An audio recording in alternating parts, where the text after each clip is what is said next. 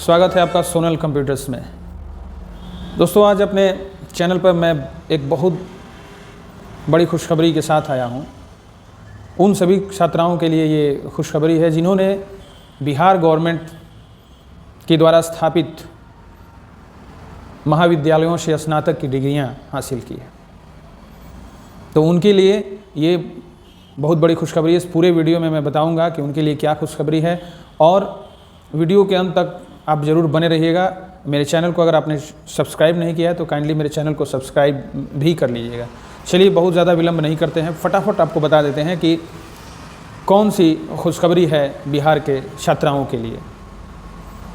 तो बता दूं कि मुख्यमंत्री कन्या उत्थान योजना, जिसको कि मुख्यमंत्री बालिका स्नातक प्रोत्साहन योजना भी कहा जाता है, उसकी शुरुआत कर दी गई है। यानी ऑनलाइन आवेदन की जो है शुरुआत कर दी गई है। अब कौन कौन इसमें एलिजिबल है, कैसे भरेंगे, क्या ज़रूरी कागजात है, कैसे फाइनलाइज करेंगे, किनको इसका लाभ मिलेगा, तो पूरा जानने के लिए आप मेरे वीडियो के अंत तक बने रहिएगा। चलिए शुभारंभ करते हैं। तो आपको बता दें कि बिहार सरकार ने एक पोर्टल लॉन्च कर दिया है जिसमें कि स्नातक उत्तीर्ण छात्राओं को स्कॉलरशिप दी जाती है, एक मुश्त राशि दी जाती है आगे की पढ़ाई को जो है कंटिन्यू रखने के लिए।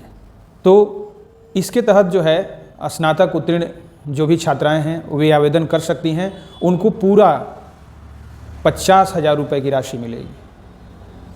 ये 50,000 की राशि जो है उनके खाते में ट्रांसफ़र कर दी जाएगी कल्याण विभाग के द्वारा। तो चलिए फटाफट जान लेते हैं कि कौन से लोग जो है इसको भर सकते हैं, कौन सी छात्राएं जो हैं इस फॉर्म को अप्लाई कर सकती हैं। तो आपको बता दें कि 1 अप्रैल 2021 के बाद जितनी भी छात्राएं स्नातक उत्तीर्ण हुई हैं वे सब एलिजिबल हैं। 1 अप्रैल 2021 के बाद जितनी भी छात्राएं 30 अक्टूबर 2022 तक उत्तीर्ण हुई हैं वे सारे जाकर के अभी पोर्टल पे ऑनलाइन आवेदन कर सकते हैं। इसके लिए जो भी ज़रूरी कागजात लगेंगे, जो भी ज़रूरी चीज़ें होंगी, मैं आपको बता दूंगा। तो सबसे पहले जान लेते हैं कि आखिर मुख्यमंत्री कन्या उत्थान योजना जो है वो है क्या चीज़। तो बता दें कि बिहार में कन्याओं के उत्थान के लिए, बालिकाओं के विकास के लिए, उनके उच्च शिक्षा के लिए बिहार सरकार ने कुछ राशि उनके लिए उपलब्ध कराई है। उनके जन्म से लेकर के उनके उच्च शिक्षा तक करीब तकरीबन 90,000 की राशि दी जाती है, जिसमें कि सबसे लास्ट में आपको ये बालिका स्नातक प्रोत्साहन योजना के तहत 50,000 की एकमुश्त राशि प्रदान की जाती है। 50,000 की राशि जो है आपको एकमुश्त प्रदान की जाएगी। तो सबसे पहले जान लेते हैं कि आखिर इसके लिए योग्यता क्या है, मतलब कौन सा विद्यार्थी इसके लिए योग्य है, कौन सी छात्रा इसके लिए योग्य है। स्नातक पास होने के बावजूद हो सकता है कि कुछ एलिजिबिलिटी अगर ना हो तो आप नहीं पात्र होंगे इसके। तो सबसे पहले वो छात्रा, वो विद्यार्थी बिहार की अस्थायी निवासी हो। उसके बाद दिनांक 31/3/2021 के बाद पास आउट की हो। उसके पहले की जितनी भी छात्राएं हैं उनको इसका लाभ नहीं मिलेगा। काइंडली आप उस फॉर्म को न भरेंगे। फॉर्म भरने के बावजूद भी आपका एप्लीकेशन जो है वो निरस्त कर दिया जाएगा, रिजेक्ट कर दिया जाएगा। इसीलिए आप उस फॉर्म को न भरें। तो एक बार पुनः रिपीट कर देता हूँ, 31/3/2021 के बाद जितनी भी छात्राएं हैं जिन्होंने स्नातक उत्तीर्णता हासिल की है बिहार में गवर्नमेंट के द्वारा स्थापित अंगीभूत विद्यालयों के महाविद्यालयों के द्वारा, तो वे पात्र हैं। ठीक है। उसके बाद आवेदक छात्रा का जो है बैंक खाता, और बैंक खाता भी ध्यान रखिएगा, स्कॉलरशिप के लिए जो बैंक खाता होता है वो उसके नाम से होना चाहिए।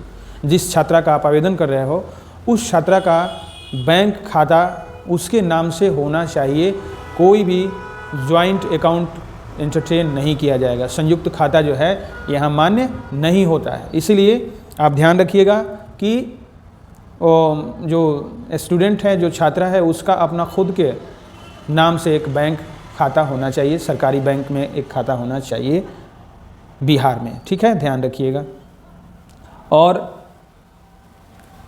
उसके बाद जो है विवाहित जो महिलाएं हैं जिनकी शादी हो गई है, वे इसके लिए पात्र नहीं हैं, ये ध्यान रखिएगा। अगर लड़की की शादी हो गई है, वे अपने ससुराल चली गई है, तो वो पात्र नहीं होंगी। दूसरी चीज़, एक बहुत सारे ऐसे पेरेंट्स होते हैं जिनकी 2 से ज़्यादा पुत्रियां होती हैं, तो बिहार सरकार का ये रूल है स्कॉलरशिप का कि 1-2 से ज़्यादा पुत्रियों को इसका लाभ नहीं मिलेगा। मतलब अगर आपकी 2 बेटियां स्कॉलरशिप प्राप्त कर चुकी हैं, स्नातक प्रोत्साहन योजना का ये लाभ ले चुकी हैं ऑलरेडी, तो आपकी 2 पुत्रियों के अलावा तीसरी पुत्री को ये लाभ नहीं मिले। ध्यान रखिएगा।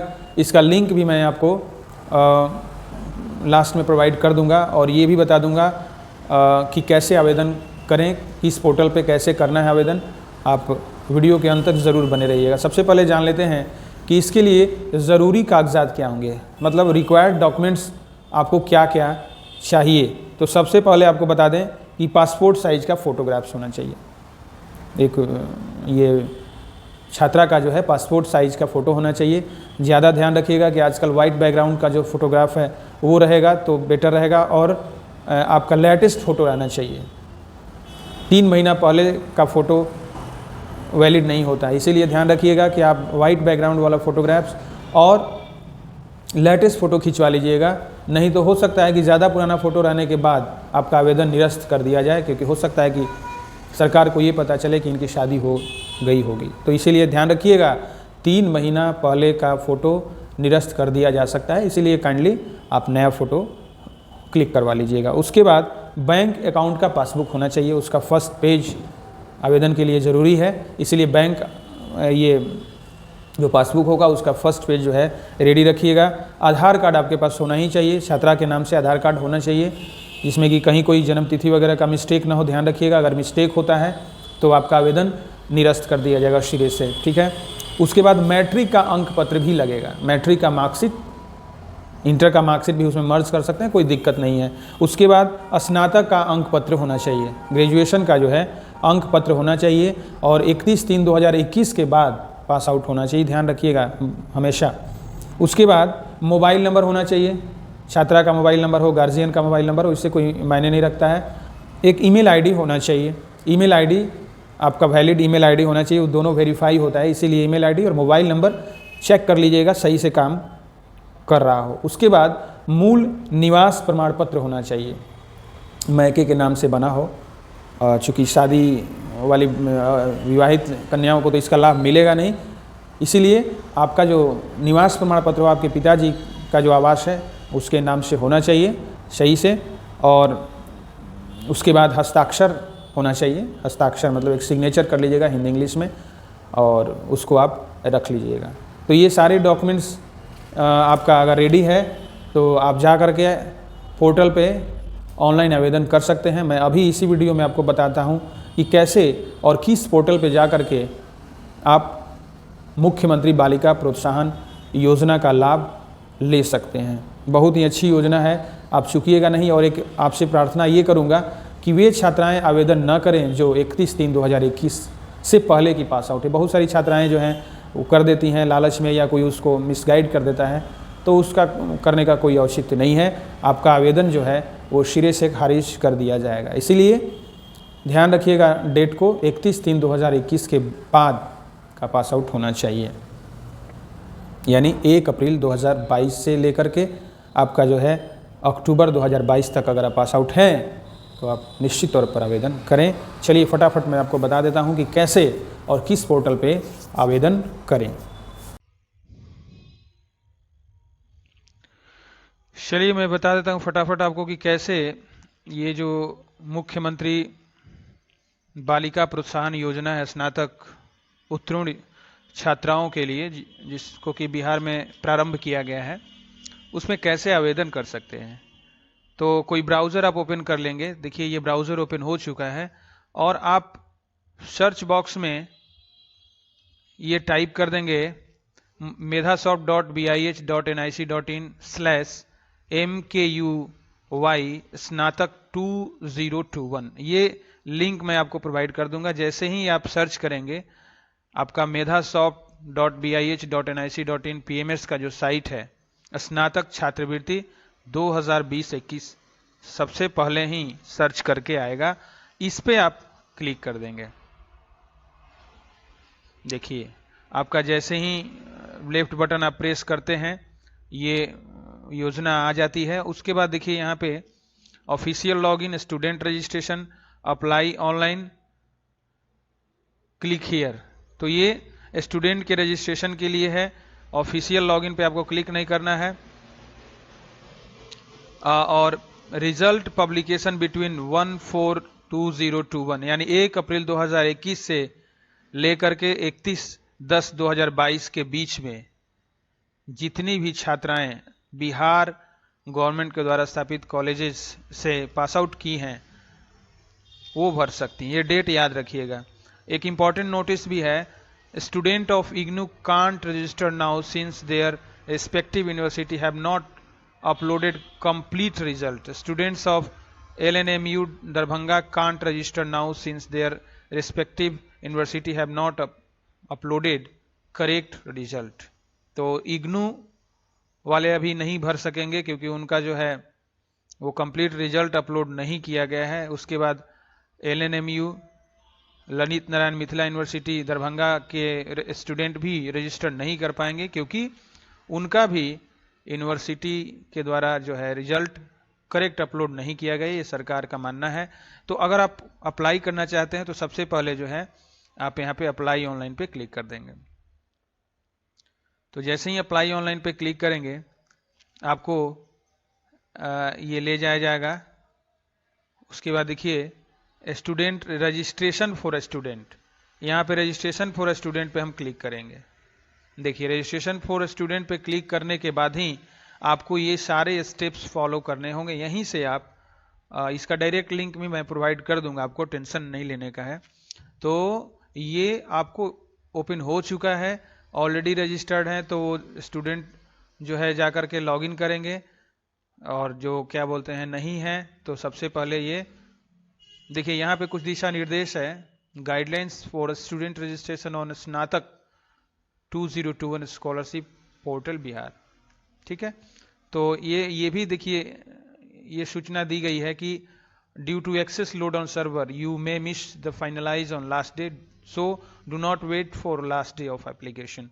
आप लास्ट डे का इंतजार न करें। आमतौर पर देखा गया है कि बच्चे जो हैं जब अंतिम तिथि आती है तो वो रस करते हैं भरने के लिए, तो उसमें दिक्कत हो जाती है। ठीक है, पहला आपको चेक बॉक्स पे क्लिक करना है, मैंने पंजीकरण के लिए दिए गए दिशा निर्देशों को पढ़ा और समझा है। अंग्रेजी में मैं पढ़ देता हूँ। I have read and understood all the important instructions, guideline and advertisement for registration. तो इसको भी आपको चेक बॉक्स को क्लिक कर देना है।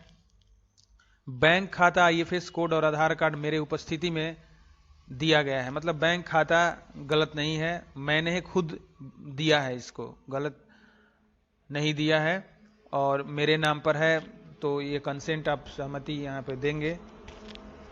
उसके बाद the bank account given by me is not a joint account and this account is in my name, I will keep this bank account active till the completion of the scheme. मेरे द्वारा जो दिया गया bank account है वो joint account नहीं है तथा यह अकाउंट मेरे नाम का है। मैं इस बैंक अकाउंट को योजना पूरी होने तक कार्यरत एक्टिव रखूंगी या रखूंगा, तो रखूंगी ही होगा क्योंकि अभी बच्चियों के लिए है, तो ये भी चेक करेंगे।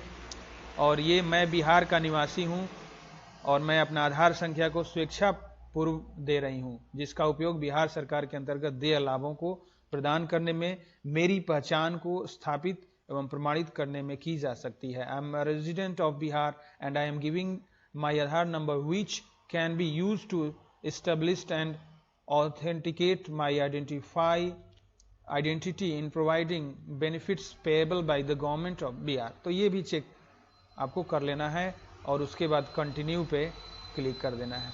ठीक है, कंटिन्यू पे क्लिक करने के बाद आप आगे का जो प्रोसेस है अपना यूनिवर्सिटी का नाम यहाँ पे लिख लीजिएगा। आपका यूनिवर्सिटी का जो नाम होगा इसमें इनपुट कीजिएगा, यूनिवर्सिटी का जो रोल नंबर है वो, उसके बाद मार्कशीट जो बीए का आपको मिला होगा उसका नंबर डालिएगा, उसके बाद फादर नेम डालिएगा।